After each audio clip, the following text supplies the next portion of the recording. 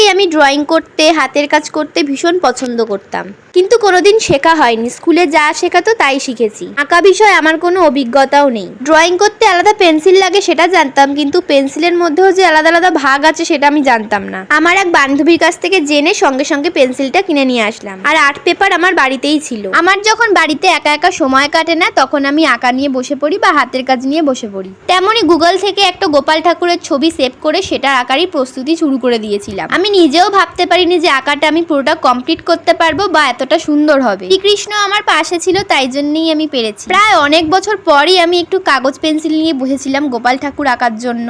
আমি জানি না আঁকাটা ভিডিওতে কেমন লাগছে, কিন্তু সত্যি কথা বলতে সামনে দিয়ে ভীষণ সুন্দর লাগছে। আমার এই ছোট ছোট গুণগুলো আমি আমার মায়ের কাছ থেকে পেয়েছি। মাই আমাকে ছোটবেলায় আঁকা, হাতের কাজ এইসব করাতো।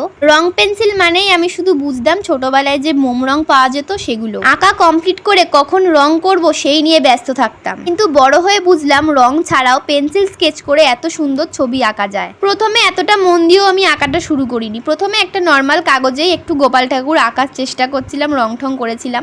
তারপরে পিছনের পেজেই একটা এরকম করে আঁকছিলাম, কিন্তু তো পরে ভাবলাম যে আঁকাটা যখন সুন্দরই হচ্ছে তখন না হয় একটা বড় আর্ট পেপারেই করা যাক। তাই জন্য সুন্দর করেই আঁকাটা কমপ্লিট করলাম। আর আমি ছোটবেলায় এরকম ছবি এঁকে তারপরে হাতের কাজ করে দেয়ালে এরকম সাটিয়ে রাখতাম, সেইগুলো এখনো রয়েছে। খালি মাথা মারতাম কি কি দিয়ে হাতের কাজ করা যায়। এখানেও আমি আমার ছোটবেলার আঁকা সাটিয়ে রেখেছিলাম, কিন্তু পরে তুলে দিয়েছি। যাই হোক, কথায় আছে যেই নারী রাধে সেই নারী চুলও বাঁধে। সেজে গুজে যেমন রিলস বানাতে পারি, নিজের হাতে সংসারটাও সামলাতে পারি। নিজের ঢাক নিজে পেটাচ্ছি না, যেটা বাস্তব সেটাই বললাম। আজকে দুপুরে সজনে ডাঁটা দিয়ে কাতলা মাছের পাতলা ঝোল করার জন্য সুন্দর করে সবজিগুলো কেটে রেখেছিলাম, আর কয়েকটা কাঁচকলা ভাজা করে নিয়ে। সামনেই গরমকাল আসছে, এখন বেশি তেল মশলা দিয়ে রান্না করার থেকে হালকা পাতলা ঝোল করে মাছের ঝোল খাওয়া অনেক ভালো। সজনে ডাঁটা আমার খেতে বেশ ভালো লাগে, তাই জন্য মা অনেক রকম সজনে ডাঁটা দিয়ে তরকারি করে দিত আমাকে। সজনে ডাঁটা খেতে তো ভালো লাগে, কিন্তু বসে বসে যে ছাড়ানো একটা ধৈর্যের কাজ বটে। যাই হোক, এদিকে আমি সব সবজিগুলো কেটে একসাথে সুন্দর করে ভেজে নিয়েছিলাম,